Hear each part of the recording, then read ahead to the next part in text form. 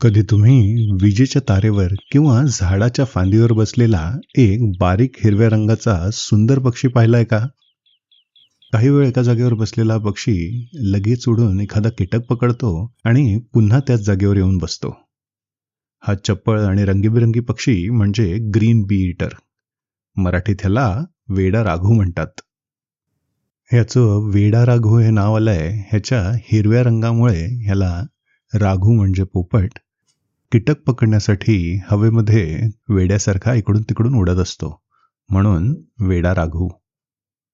हा पक्षी आकाराने लहान, सडपातळ आणि अत्यंत आकर्षक असतो.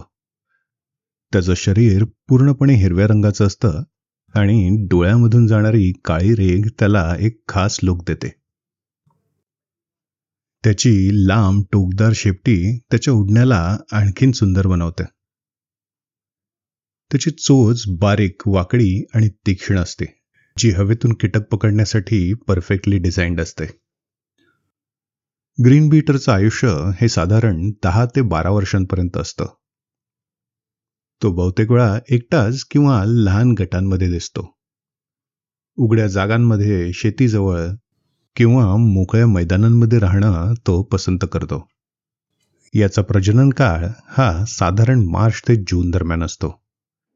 या काळात नर मादीला आकर्षित करण्यासाठी उडतानाच कीटक पकडून तिला देतो.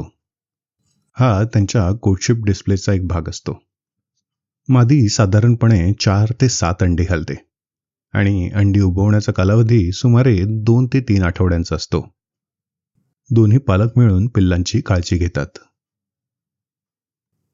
ग्रीन बीटरचं घरटं बनवण्याची पद्धत खूप वेगळी असते. तो झाडावर घरटं नाही बनवत, तर जमिनीत किंवा वाळूच्या टेकडीवर एक लांब बोगदा खोदतो. हा बोगदा साधारणपणे 1-2 मीटर लांबीचा असतो आणि त्याच्या शेवटी एका छोट्या खोलीत अंडी ठेवली जातात. हे घरटं यामुळे भक्षकांपासून सुरक्षित राहतं. खाण्याच्या बाबतीत हा पक्षी अत्यंत कुशल शिकारी आहे. तो मुख्यतः मधमाशा, भुंगे, माशी, फुलपाखरं आणि इतर उडणारे कीटक खातो.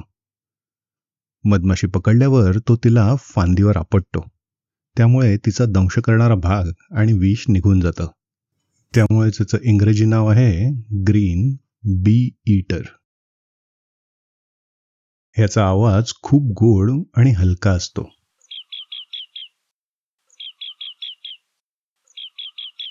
हा असा त्याचा मंजुळा आवाज येत असतो.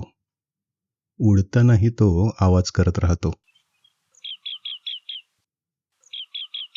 पर्यावरणात ग्रीन बी इटरची भूमिका खूप महत्त्वाची आहे. तो मोठ्या प्रमाणात कीटक खातो, त्यामुळे शेतातील हानिकारक कीटकांची संख्या कमी होते. त्यामुळे निसर्गाचा समतोल राखण्याचं खूप मोठं काम ग्रीन बी इटर करत असतो.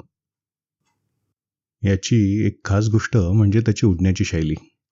तो हवेत एका जागी थोडा वेळ थांबू शकतो, झपाट्याने कीटक पकडतो आणि पुन्हा त्याच जागेवर येऊन बसतो. त्यामुळे त्याला पाहणं हे एक एरियल शो पाहण्यासारखं असतं. भारतामध्ये 6 प्रकारचे बी इटर्स पाहायला मिळतात.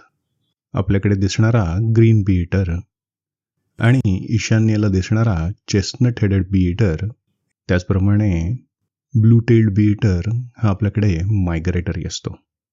तसंच ब्लू चीक बी इटर हा आपल्याकडे येणारा एक पॅसेज मायग्रंट, म्हणजे युरोपमधनं आफ्रिकेला जाताना तो काही वेळ आपल्या इथे काढतो. आपल्याकडे दिसणारा सगळ्यात मोठा बी इटर म्हणजे ब्लू बियर्डेड बी इटर. तर कधीकधी एक रेअर मायग्रंट पक्षी आपल्याकडे दिसतो, तो म्हणजे युरोपियन बी इटर. तर हा होता आपला छोटासा, रंगीत आणि अत्यंत चपळ पक्षी ग्रीन बी इटर म्हणजेच वेडा राघू.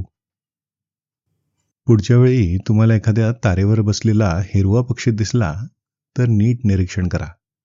तो कदाचित आपला वेडा राघू असू शकतो.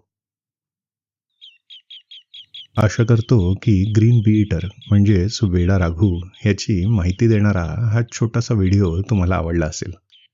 जर आवडला असेल तर आपल्या फ्रेंड्सबरोबर हा व्हिडिओ नक्की शेअर करा. आणि असेच व्हिडिओ पाहण्यासाठी तसंच पक्षी आणि प्राणी पाहण्यासाठी मी केलेल्या माझ्या ट्रिपचे व्हिडिओ पाहण्यासाठी या चॅनलला नक्की सबस्क्राईब करा.